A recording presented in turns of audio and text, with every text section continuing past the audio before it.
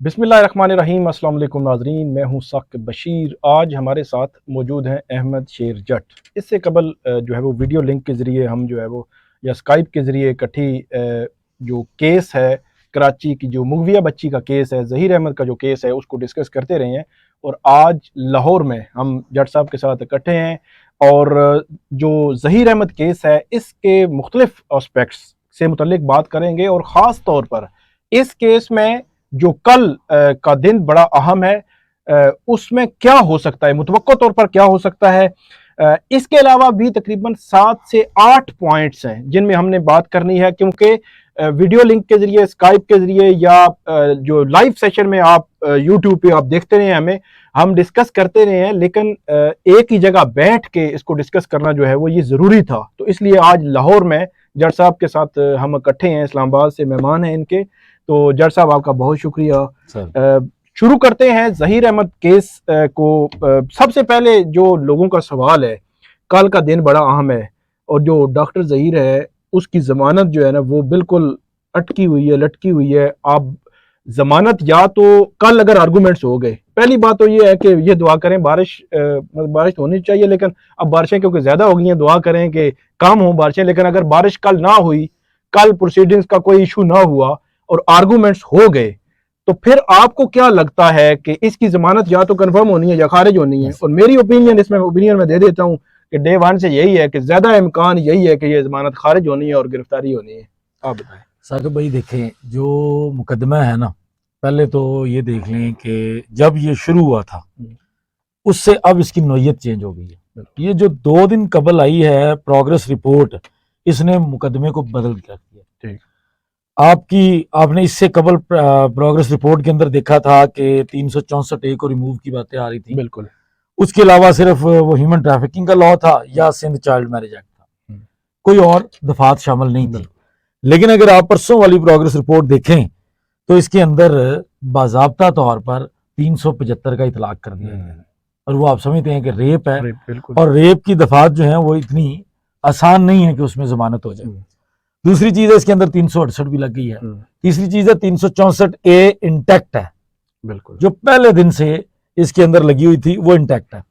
इस हिसाब से अगर हम देखें तो इस वक्त पहले तो ये मुकदमा पहले से ज्यादा स्ट्रांग हो गया, बिल्कुल, पहले से ज्यादा लीथल हो गया।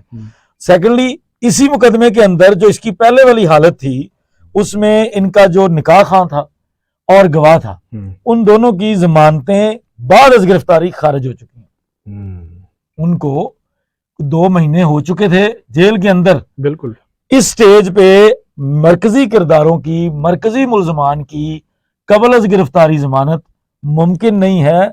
ये हमारी ख्वाहिश या हमारे गुमान की बात भी नहीं रही। बिल्कुल, ये एक प्रैक्टिस की बात है। सीधा सीधा नजर आ रहा है कि अगर आप जो कम रोल वाला मुल्जम है उसकी जमानत खारिज करते हैं तो आप मरकजी किरदार की जमानत कैसे ले सकते हैं? तो वो भी कबल अज गिरफ्तारी। बिल्कुल, क्योंकि बाद अज गिरफ्तारी का स्कोप ज्यादा होता है। उसके अंदर ये चीज जजेस देखते हैं, कोर्ट्स देखती हैं कि बंदे को जेल में एक टाइम गुजर गया है, चलो ठीक है यार, इसको निकाल देते हैं। लेकिन कबल अज गिरफ्तारी, जहां मुल्जमान का कंडक्ट इस तरह का हो, और खासकर जब उनके सामने ये कंडक्ट रखा जाएगा कि ये यहां तक पहुंचे कैसे हैं, इन्होंने लाहौर हाईकोर्ट को किस तरह एज ए टूल यूज किया है, इन्होंने किस तरीके से 2-3 सूबों की पुलिस को चकमा दिए रखा है, और किस तरीके से प्रोसिक्यूशन, जो हाल के अंदर कुछ चीजें नहीं आई हैं, प्रोसिक्यूशन को इन्फ्लुएंस करने की कोशिश की है, मुद्दई को इन्फ्लुएंस करने की कोशिश की है। तो जब ये चीजें सामने रखी जाएंगी तो मैं समझता हूं बाद में गिरफ्तारी का केस भी नहीं है, ये कबल अज गिरफ्तारी तो मुमकिन ही नहीं है। तो वो 100% अगर बहस होती है, अगर कोई मौसम का मसला, वकील साहब की कोई फौतगी का मसला कोई नहीं होता, तो ये 100% जमानत खारिज है। उसमें भी मुझे याद है कि सी चलान आ गया था, पुलिस ने कहा इनको छोड़ दें, बस मामला रफा दफा हो गया। उसके बावजूद उसके बाद मेडिकल की जब रिपोर्ट आई, मतलब इसी दौरान मेडिकल रिपोर्ट आ गई इनकी, जब बेल पे जब आर्गूमेंट्स होने थे, तो वो जो बोर्ड की रिपोर्ट थी, उस बोर्ड की रिपोर्ट ने बुनियादी तौर पर पूरा केस का जब रुख बदला। और जो मतलब कितने 2.5 माह हो गए हैं उन लोगों को अंदर। हाँ जी, 2-2.5 माह हो चुके हैं। मतलब को अक्यूज्ड हैं, उनका रोल बड़ा मतलब कम है जो मेन मुल्जिम है। तो अब जो मेन किरदार है, मरकजी किरदार है, उसको जो है वो बेल बिफोर अरेस्ट उसको कंफर्म होना या उसको जमानत जो है उसकी कंफर्म होना, बज़ाहिर जो है जज साहब बतौर वकील और मैं बतौर जर्नलिस्ट बहुत सारे केसेस कवर किए हैं, मैं ये कह सकता हूँ कि बज़ाहिर ये बिल्कुल इम्कान नहीं है कि उसकी जमानत जो है वो कंफर्म हो जाएगी, जमानत खारिज होने के ज्यादा इम्कानात हैं। बाकी जब आर्गूमेंट्स होंगे कोर्ट ने ही फैसला करना है, जो कोर्ट का फैसला होगा वो हमारे सारे आंखों पे है, हम अपना एक जो है वो ऑब्जर्वेशन तजिया दे रहे हैं। चालान के हवाले से बताएं, कल लग रहा है चालान जो है वो पेश हो जाएगा? देखिए साकिब भाई, ख्वाहिश तो हमारी ये है कि चालान आ जाना चाहिए, क्योंकि जो इससे कबल जो तारीख थी और जो मुझे थोड़ा बहुत पता चला है दोस्तों के जरिए, वहां के साफियों के जरिए, पुलिस के जरिए, चालान की तैयारी तो पुलिस की है, लेकिन ये जो दरमियान में एक MLO वाला मामला है, उस मामले की वजह से चालान डिले होता नजर आ रहा है। क्योंकि देखें, ये जो MLO है, इसको इस्टेब्लिश करने के लिए, इसकी बेस पर नई दफात ऐड या कम करने के लिए आपके पास मेडिकल ओपिनियन होना बड़ा जरूरी है। अच्छा, MLO पे थोड़ी सी डिस्कस कर लेते हैं। जिब्रान नासिर का जो रिसेंट इंटरव्यू है इंटरनेशनल मीडिया के साथ, अच्छा उन्होंने उसमें एक पॉइंट बताया, उन्होंने कहा कि अगर तो अदालत कहती है कि नहीं जी आप नहीं, आपको हम इजाज़त देंगे, तो वो कहता है कि इसका मतलब फिर ये होगा कि कोर्ट कह रही है कि आप फलां डायरेक्शन में इसकी तफ्तीश करें कि इसकी और फलां में ना करें। मतलब दूसरे लफ्जों में वो ये कहना चाह रहे थे कि कोर्ट को इजाज़त देनी चाहिए ये। और बज़ाहिर मैं अगर अपनी ओपिनियन की बात करूं, आप अपने तजर्बे की, फैसला कोर्ट ने करना है जो भी होगा, हम अपने तजर्बे की बात कर लें तो मेरा ये ख्याल है कि कोर्ट ये इजाज़त दे देगी, क्योंकि ये इसके अंदर बहुत सारे हकायक हैं जो इस केस के साथ जुड़े हुए हैं। इसके बगैर वो तो कहीं पे भी नजर नहीं आ गया। जिस तरह आपने वो नई दफात जो है बताई हैं कुछ, उसमें बहुत सारी चीजें हैं, बहुत सारे लीगल पॉइंट्स हैं जो इस रिपोर्ट के बगैर आगे नहीं बढ़ सकते। ऐसे ही है, देखें ये मुकदमा है अगवा का, एक बच्ची है, कमसिन बच्ची है, उसको पाकिस्तान का कानून कमसिन कह रहा है, पाकिस्तान के इदारे कह रहे हैं, पाकिस्तान की अदालतें कह रही हैं। अब वो बच्ची 2 से 3 बार रही है किसी के कब्जे में, क्योंकि एज पर जो FIR है, एज पर जो कंटेंट्स ऑफ जो एलिगेशन है, वो ये कहते हैं कि बच्ची किसी के पास इलीगल डिटेंशन में थी। अब 3 माह के बाद बच्ची स्टेट तहवील में आई है। ये पहली दफा हुआ है कि बच्ची बाकायदा तौर पर स्टेट के पास है। इससे पहले बच्ची उन्हीं के कब्जे में ही आती थी और वहीं उन्हीं के साथ वापस चली जाती थी।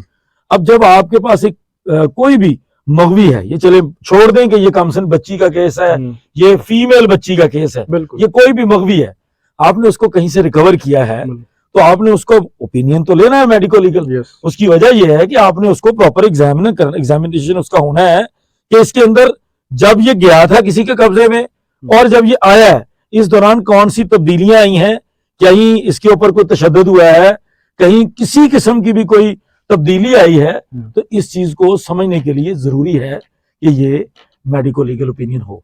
और मेडिको लीगल ओपिनियन के लिए जो मैं जाती तौर पे समझता हूँ, वो कई लोगों के बड़े मसले हैं ऐसा कि भाई वो कहते हैं कि ये कौन सा लंबा काम था, जज साहब ने 2-3 दिन लगा दिए। वो प्रोसीजर का मामला हो सकता है और इसमें कोई रॉकेट साइंस नहीं है।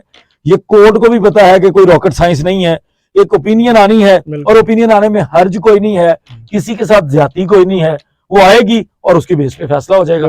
लेकिन अब इसका डायरेक्टली असर चालान के ऊपर जरूर पड़ेगा, क्योंकि देखें अदालतें ये नहीं कहती या पुलिस भी ये नहीं समझती कि चलिए जी आज एक चालान दे देता हूँ सर, वो फिर आज मेडिकल के लिए भी लेके जा रहे हैं, अगली दफा फिर एक इंटरिम चालान ले आऊंगा। इतने चालान नहीं आते। फिर इसकी वजह से मैं जो पहले कह रहा हूं ना कि चालान के डिले होने के चांसेस हैं। अच्छा, इसमें एक बड़ा पॉइंट इंपॉर्टेंट पॉइंट है, लोग भी देख रहे हैं, जहरी सी बात है। नूर मुकद्दम केस हमने कवर किया, तो नूर मुकद्दम केस का जो ट्रायल था वो इस्लामाबाद जुडिशरी की हिस्ट्री में सबसे तेज तरीन ट्रायल था। लेकिन लोगों की ये पोजीशन थी कि हर दिन वो कहते थे कि आज ये फैसला होना चाहिए, फिर दूसरे दिन, फिर तीसरे दिन, होता होता 4 मंथ में वो ट्रायल मुकम्मल हुआ। तो मैं समझता हूं बहुत जल्दी हुआ है। फिर बिल्कुल बिल्कुल बिल्कुल हमारे सिस्टम के अंदर 4 महीने में ट्रायल होना बहुत बड़ी कामयाबी है, बिल्कुल अनप्रेसिडेंटेड। तो इस केस में भी आप भी बताएं और मैं भी बताता हूं कि इस केस में ट्रायल चालान जमा होना है, उसके बाद ट्रायल शुरू होना है। चालान जमा होगा, एक्सेप्ट होगा, मतलब कोर्ट जो है उसको मंजूर करेगी और उसके बाद इस पे बाकायदा ट्रायल शुरू होना है। और ट्रायल का एक पूरा प्रोसेस है कि इस्लामाबाद में नूर मुकद्दम केस का ट्रायल हमने कवर किया, तो वहां पे वो जो ट्रायल था इस्लामाबाद की जो जुडिशरी है उसकी हिस्ट्री में, मतलब बड़े बड़े वकील थे उसमें, बड़े बड़े सीनियर फौजदारी के वकील, वो कहते हैं यार 4 मंथ में, मतलब एक अनप्रेसिडेंटेड है कि 4 मंथ में उसका ट्रायल मुकम्मल हुआ। लेकिन लोगों का फिर भी जो है वो गिला था, जो बैरून मुल्क पाकिस्तानी है, अंदरून मुल्क पाकिस्तानी है, कि ये कैसा सिस्टम है जी, एक बंदे ने मर्डर किया, सीधा सीधा मर्डर है, आप उसको लटकाएं। इस तरह होता नहीं है। मतलब हमारे जो सुनने वाले हैं वो ये समझ लें बात, पूरा कानूनी प्रोसेस होना है। इस केस में कल चालान की तारीख है, हो सकता है कल पुलिस आके कहे, जज क्या कहेगा, पुलिस आके कहेगी जी थोड़ा टाइम दे हमें, तो जज साहब को टाइम देना ही पड़ा है, हफ्ता एक टाइम फिर पड़ जाना है। पहली बात तो ये हो सकता है कल हो जाए, अगर ना भी हुआ तो हफ्ता फिर हो जाएगा। तो जब चालान आ जाएगा, अब जब चालान आ जाए, मंजूर हो जाए, और उसके बाद जाके ट्रायल शुरू होगा। तो ट्रायल जो शुरू होता है इसका पूरा एक प्रोसेस है, वो स्टेप बाय स्टेप आप देखते जाएंगे, समझते जाएंगे कि एक बड़ा लेंथी प्रोसेस है। उस प्रोसेस के बगैर, उस प्रोसेस में एक भी अगर लिंक जो है वो छोड़ देना कोर्ट, जो ट्रायल कोर्ट होती है, तो हाई कोर्ट में वो फैसला सस्टेन ही नहीं कर सकता। तो इसलिए आप जो है वो सुनने वाले, समझने वाले, पाकिस्तान का जुडिशियल सिस्टम भी समझे जाएं। ये अलमिया है हमारा कि सीधा सीधा केस होता है, इसमें टाइम लग जाता है, लेकिन हम इस सिस्टम से बाहर नहीं जा सकते।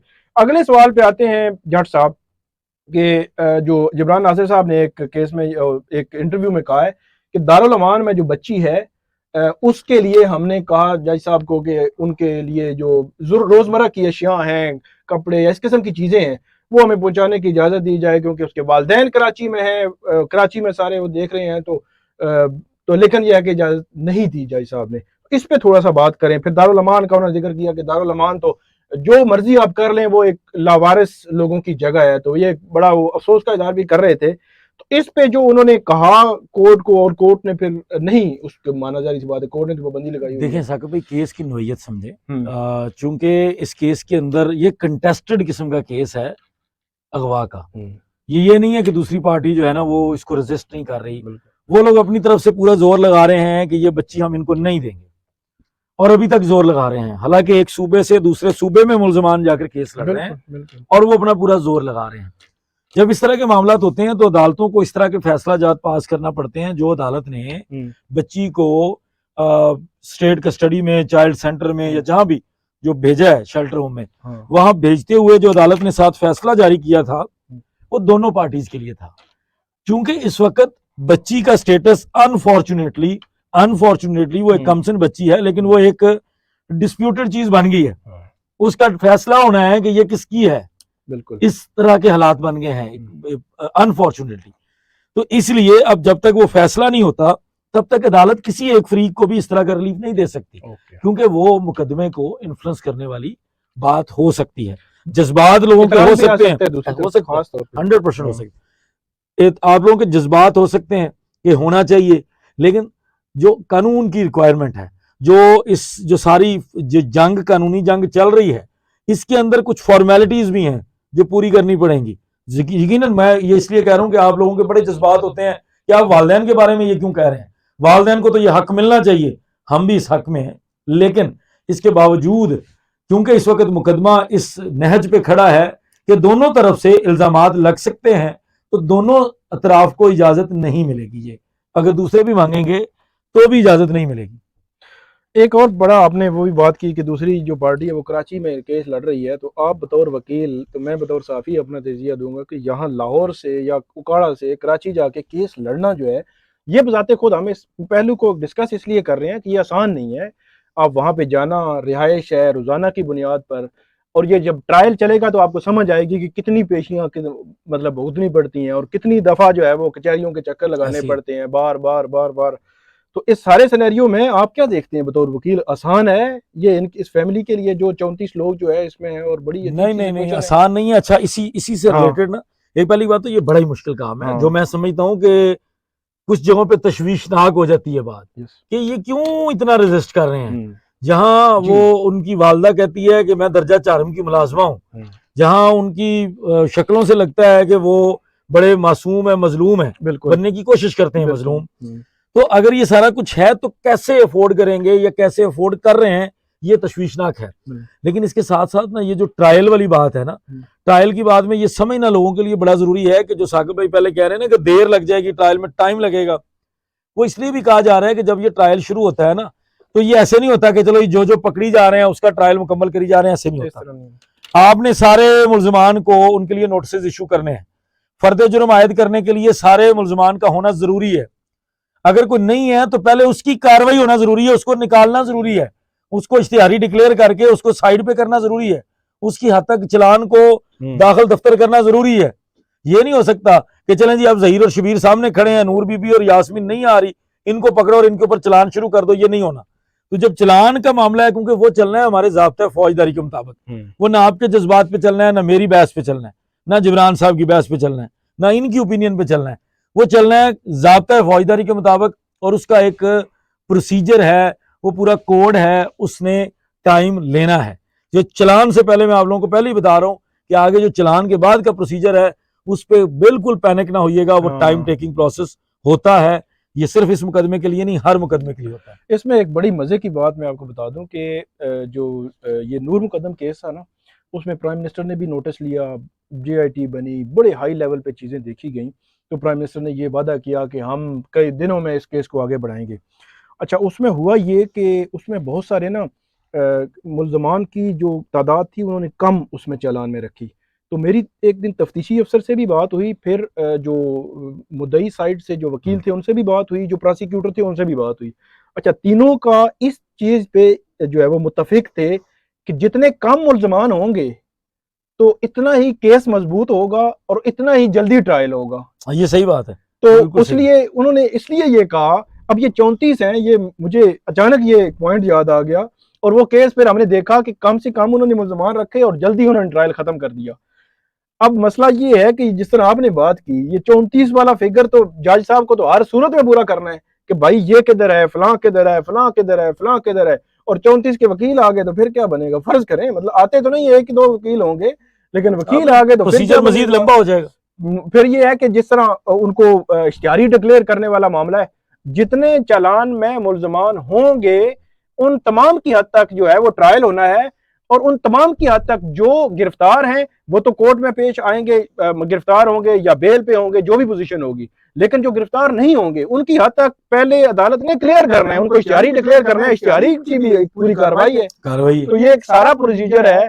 मुझे ऐसे लगता है, मुझे अभी याद आया कि मुल्ज़मान जितने कम होंगे बज़ाहिर जो है वो ट्रायल जल्दी आगे बढ़ेगा, जितने ज्यादा होंगे ट्रायल में टाइम ज्यादा लगेगा। 100% ये हमारी कोर्ट्स का प्रोसीजर। नेक्स्ट पॉइंट पे आते हैं, इसी में व्हाट्सएप मैसेजेस, वो आपने बात की कि कराची व्हाट्सएप मैसेजेस का क्या सीन है, मतलब व्हाट्सएप मैसेजेस उसने किए, बड़े अजीब व गरीब किस्म की चीजें सामने आ रही हैं कि 7 रोज तक वो मैसेजेस करता रहा, फिर तस्वीरें भी उनको सेंड कर दी वालिदैन को, तो अजियत देने के मुतरादिफ है दूसरे लफ्जों में। तो इस पे थोड़ी बात करें। बेसिकली साकिब भाई, जिस दिन इसने जमानत ली है ना 21 तारीख को, जमानत के 2 घंटे के बाद इसने मैसेजेस किए हैं कि मैं AVCC के दफ्तर बैठा हूँ, ठीक, यहाँ आके मुझे मिल रहे हैं।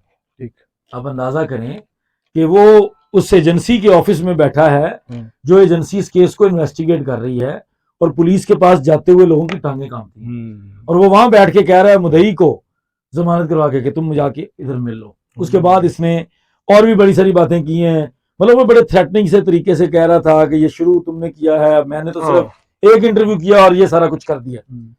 फिर उसने ये जो तस्वीरें बाद में वायरल की गई हैं ना उसकी तर्जुमान की तरफ से, वो तस्वीरें पहले उसने मेहदी काज़मी जो मुद्दई मुकदमा है उनको भेजी हैं, उसका भी स्क्रीनशॉट है हमारे पास कि उसमें भेजी हैं, और उसमें साथ उसने लिखा है, मतलब उसको मैं तशरीह कर दूं तो वो ये कह रहा है ये ट्रेलर है, फिल्म अभी बाकी है। ये तो वो कह रहा है ये सिर्फ मेरे मोबाइल की हैं, अभी तुम्हारी बेटी के पैड में तो बहुत कुछ पड़ा है।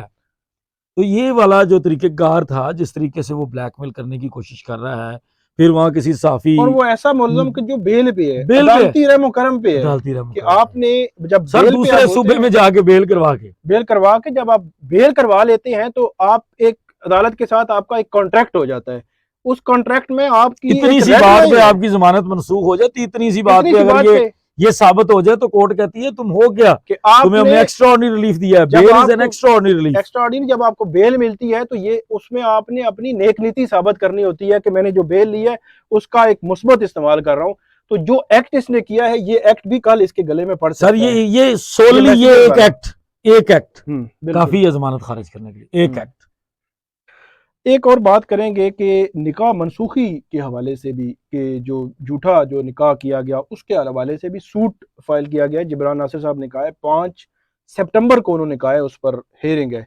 तो वो कोर्ट ने डेफिनेटली इसीलिए रखा होगा, कोर्ट्स को भी पता है कि चले एक ट्रायल चल रहा है, चीज़ें आगे बढ़ रही हैं, तो उसको हो सकता है तब तक वैसे फैसला मुतवक्को तो नहीं है, लेकिन लंबी डेट डाल दी कि चले देख लेंगे कुछ चीज़ें जो है वो मेच्योर हो जाए। वो सक भाई, वो क्योंकि सिविल दावा है, हाँ, वो जैक्टिटेशन टाइम। मैरिज तकसीब निकाह का आपको हाँ। पता है, वो एक प्रोसीजर ही ये है। बहुत सारे लोग कह रहे थे कि निकाह के लिए क्या किया गया है, तो इनको हम सब लोगों को बता रहे थे कि मुनासिब वक्त आएगा तो निकाह को खारिज कराने के लिए इसकी अलग लिटिगेशन है। ये इस ट्रायल कोर्ट ने साबित नहीं करना, ये हाई कोर्ट की कोई जरूरत नहीं है कि हाई कोर्ट किसी के निकाह को वॉइड कह दे। ये किसी और अदालत का काम नहीं है, ये सिविल कोर्ट का काम है, फैमिली कोर्ट का काम है। वहां पे एक तकजीब निकाह का दावा दायर होता है जिसके अंदर ये कहा जाता है कि ये निकाह गलत है, और अगर ये साबित हो जाए तो उस निकाह को उड़ा दिया जाता है, खत्म कर दिया जाता है। तो उसका प्रोसीजर ये है कि दावा दायर करते हैं। अब चूंकि अगस्त का महीना हमारी लोअर जुडिशरी की छुट्टियां होती हैं, और वो लोअर जुडिशरी की छुट्टियां होने की वजह से वो 100% सितंबर में जाने जाना था। अब चूंकि वो सिविल मामला है, वो अर्जेंट नोयत का नहीं है, उसमें अर्जेंसी नहीं है, तो इसलिए उसमें सितंबर की डेट गई है। ये बिल्कुल उसी तरह ही है जैसे इन्होंने लाहौर के अंदर मुल्जमान की तरफ से जो एक दावा, खोखला दावा और तारीखी दावा दायर किया गया है बच्ची की तरफ से, कमसिन बच्ची की तरफ से, कि मेरा निकाह तस्लीम करो, तो इसलिए ये इस तरह के दावों में इतनी लंबी तारीख हो जाती है, और इसमें कोई इतना इशू वाली बात नहीं है। आखिरी बात हमारी इस पे, कंटेम्प्ट ऑफ कोर्ट भी दायर हुई, तरह तरह की कहानियां अभी भी जो है वो फैलाई जा रही हैं। जिस तरह पहले थी कि ये भी नहीं होगा, वो हो जाता है, तो फिर आप कहते हैं ये नहीं होगा, मतलब दुआ जो है वो कराची पंजाब से कराची नहीं जाएगी, और उसके बाद बच्ची जो है ये नहीं, मतलब बहुत सारी चीज़ें जो है वो फैलाई जाती हैं। उससे मुतालिक जो एक बिहेवियर है, जो लोग इस किस्म की बातें कर रहे हैं, उससे मुतालिक आपका क्या कहना है? देखें, जो कंटेम्प्ट ऑफ कोर्ट है ना, उसमें लोगों के जज्बात तो बहुत पहले ही मजरू हो गए हैं, और वालदैन के जज्बात भी बहुत पहले मजरू हो गए हैं। अब असल में ना स्टोरी के अंदर ना थोड़ा सा मैं समझता हूँ बड़ा ये लोग अगले स्टेप पे चले गए थे। ये जो कुछ लोग हैं ना सोशल मीडिया पर बैठकर जो बदतमीजियां कर रहे थे, वो थोड़ा सा आगे चले गए थे, जो गलत था, जिसके लिए तौहीन अदालत जरूरी थी। पहले वो सिर्फ लोगों को मलाइन करते थे, वो लोगों के ऊपर इल्जाम तलाशियां करते थे, झूठे बहतान लगाते थे। अब वो चले गए अदालतों के ऊपर। बिल्कुल। तो इसलिए बड़ा जरूरी था, क्योंकि अगर हम इसके अंदर मैं समझता हूँ तौहीन अदालत दायर ना होती तो ये लोगों का एतमाद उठ जाना था कि कोई बंदा उठेगा हाई कोर्ट के फैसलों पे, ट्रायल कोर्ट के फैसलों पे, वो एक यूट्यूब चैनल के ऊपर बैठ के कह देगा मैं नहीं मानता, इसकी ऐसी की तैसी, ये जज गलत है, तो फिर ये काम शुरू हो जाना था। तो वो इसलिए हुआ है, और उसके अंदर मुझे उम्मीद है कि जो हमने तौहीन अदालत के प्रोसीजर देखे हैं और जो आपने देखे हैं, तो बड़े बड़े भी जो है ना वो 1 मिनट में खड़े खड़े उनकी हवा निकल जाती है। वजीर आजम हो, सदर हो, ब्यूरोक्रेट हो, कुछ भी हो। सिंपल सी बात है, अगर मेरे ख्याल में जिनको नोटिस हुए हैं ना, तो हाई कोर्ट के उनके रोस्ट्रम पे ही उन्होंने बुला के इनके पूछ लिया ना, तो उधर ही सर फौरन ये माफीनामे लेके जाएंगे जी। जब ये पेश होंगे ये माफीनामे लेकर जाएंगे जी। कोर्ट तो टू द पॉइंट जज पूछेगा कि ये आपने कहा है, क्यों कहा है, आपको पता नहीं है, ये जो है वो कंटेम्प्ट ऑफ कोर्ट है। वहां पे फिर ये नहीं है कि आप यूट्यूब पे बैठे हुए हैं, जो मर्जी ये बोल रहे हैं, लोग सुन रहे हैं, इस तरह नहीं होता। आपको कानून के मुताबिक उसको दिफा करना है। कानून नहीं दिफा करेंगे तो definitely court contempt of court होगी। बहरहाल देखते हैं उस केस में क्या होता है मामले में। तो बहुत शुक्रिया, आज हमने बहुत सारे एस्पेक्ट्स थे, वो ज़रूरी था कवर करना, और ख़ास तौर पर इकट्ठे बैठ के कवर करना ये ज़रूरी था। आइंदा भी जो अपडेट होगी या कल के हवाले से जो अपडेट होगी इस केस में फर्दर, उससे मुतल्लिक भी हम आगाह करते कल हमें बल्कि फराज अपडेट करेंगे। ओके, अहमद फराज जिनके साथ हम इकट्ठे जी, वो कराची पहुंच चुके हैं। ठीक है, वो हमें कल वहां से इंशाल्लाह लाइव हर चीज बताएंगे। तो कल जो है वो इस हवाले से जितनी भी चीज़ें डेवलपमेंट्स जैसे जैसे होती जाएंगी वो हम आपके साथ शेयर करते जाएंगे। तो नाज़रीन, आपका बहुत शुक्रिया, आप हमें फीडबैक ज़रूर दीजिएगा ताकि चीज़ें बेहतर से बेहतर की तरफ जो है वो जाएं। जी, बहुत शुक्रिया जी, सबका बहुत शुक्रिया। अस्सलाम वालेकुम।